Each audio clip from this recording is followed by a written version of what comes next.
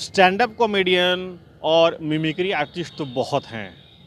किसी ने अपना नाम कमाया, किसी ने फेम कमाया, किसी ने नेम और फेम के साथ पैसा भी कमाया।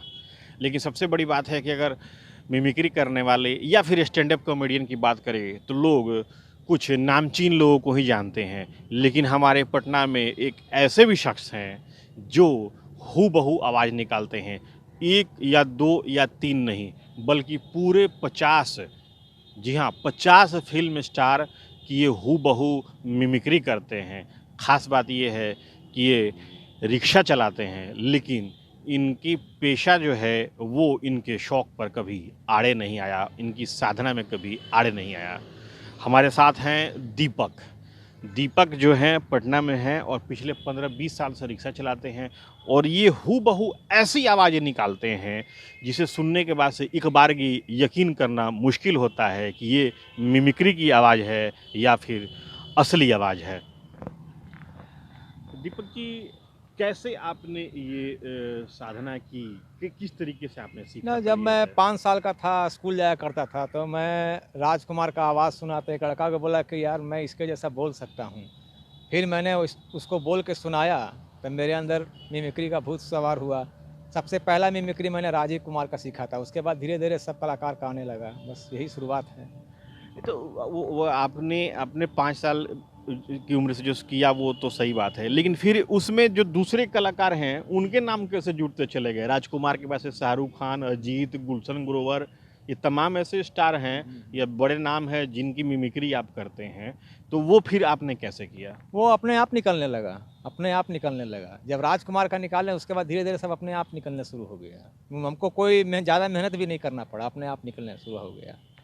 तो आप रिक्शा चलाते हैं परिवार को चलाने के लिए और मिमिक्री भी करते हैं, तो ये दोनों मिमिक्री के लिए वक़्त कब निकालते हैं रियाज़ करने का?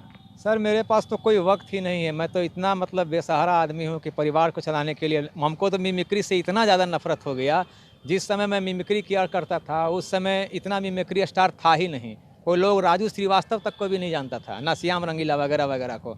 लेकिन जिस समय मैं करता था, 1985-86 की बात बता रहा हूँ। लेकिन क्या करें, हमको तो मिमिक्री से इतना नफ़रत हो गया कि इस मिमिक्री की वजह से हम कुछ कर ही नहीं पाए। तब लास्ट में करीब 20-25 साल से रिक्शा चला रहे हैं, भाई को पढ़ा रहे हैं। बस यही लाइफ़ है। ये आपने बताया कि आप अपने भाई को पढ़ाने के लिए आपने शादी नहीं की। जी, जी। ज़रा उसके बारे में बताएँ कि आपका भाई कहाँ पढ़ता है और आपने उसके लिए कितनी अपने आप को आपने कितना सैक्रिफ़ाइस किया उसके लिए? ऐसे तो मैं जात से भूमियार हूँ। हाँ, शादी के लिए बात चलाए थे तो मेरी गरीबी को देखकर हर कोई रिजेक्ट कर दिया। फिर मेरा भाई भी पढ़ने में अच्छा खासा था, तो मैं सोचा कि भाई 2 भाई तो पढ़ नहीं पाएँ, क्यों ना एक को पढ़ाया जाए। इसीलिए मैंने भाई को पढ़ाने के लिए मुझे जब कोई काम धंधा मिला नहीं, तो मैंने रिक्शा चलाना शुरू कर दिया। उस समय रिक्शा का बाज़ार चलता था, लेकिन अब ई-रिक्शा आ गया, थोड़ा बाज़ार मार खा गया। लेकिन फिर भी हिम्मत नहीं हारे हैं और भाई को जामिया मिलिया इस्लामिया में पढ़ा रहे हैं। इस समय एमएससी कंप्लीट करने वाला है। तो ये दीपक जी, आपने देखा कि इन्होंने अपने परिवार को आगे बढ़ाने के लिए खुद की तिलांजलि दे दी और लेकिन साथ साथ इन्होंने अपने शौक को भी जिंदा रखा। हालांकि हम दीपक जी से जानने की ये भी कोशिश करेंगे कि दीपक जी, राजकुमार का अंदाज कैसा था, जरा पहले ये बताया, जरा उनके आवाज़। राजकुमार हमको बचपन से ही फेवरेट था, क्योंकि वो आन बान शान किए जाते, उनके जैसे कलाकार मैंने आज तक देखा ही नहीं और मैं उसका सबसे बड़ा फ़ैन हूँ। इसलिए मैंने सबसे पहले उन्हीं का मिमिक्री करना सीखा था। तो मैं आप लोगों को उनका मिमिक्री करके सुनाता हूँ। वीर सिंह, न तीर से, न तलवार से, न गोलियों की बौछार से, बंदा अगर डरता है तो सिर्फ परवरदिगार से। और रही हमारी बात, तो हम राजा हैं, थे और रहेंगे भी। गेंडा स्वामी, ये कमांडोज हैं, ये इतने खतरनाक होते हैं कि पत्ता हिलने से पहले ही पेड़ काट देते हैं। और रही तुम्हारी बात, तो याद रखो, हम तुम्हें ऐसी मौत देंगे जो ना तो किसी कानून के किताब में लिखा होगा और ना ही किसी मुजरिम ने कभी सोची होगी। समझे? हम आज भी लोगों के दिलों में जिंदा हैं। जय हिंद, जय भारत। इसके अलावा 2-4 जो आज के ये आपने बताया कि आप नए और पुराने दोनों कलाकारों के आप मिमिक्री करते हैं। 2-4 और कलाकारों की मिमिक्री करके ज़रा हमें बताएँ और उसके उनका अंदाज़ क्या था उसी अंदाज़ में बताने की कोशिश ठीक करें। ठीक। जैसे एक कलाकार है अमिताभ बच्चन, जिसको लोग सुप्रीम सुपरस्टार के नाम से जानते हैं। उनका जो आवाज़ है, उनका आवाज़ जो है हर समय चेंज होते रहता है। जैसे शराब पीने के बाद कैसे बोलेंगे, पान खाने के बाद कैसे बोलेंगे, जब एंग्री हो गए तो कैसे बोलेंगे। तो मैं अमिताभ बच्चन का कुछ टिप्स सुनाना चाहता हूँ। सबसे पहले आप लोगों ने दीवार देखा होगा, दीवार का डायलॉग सुना जाए। विजय, आखिर इस बिल्डिंग में ऐसी कौन सी खासियत है, अगर तुम कहते तो मैं 20 लाख कम करवा देता।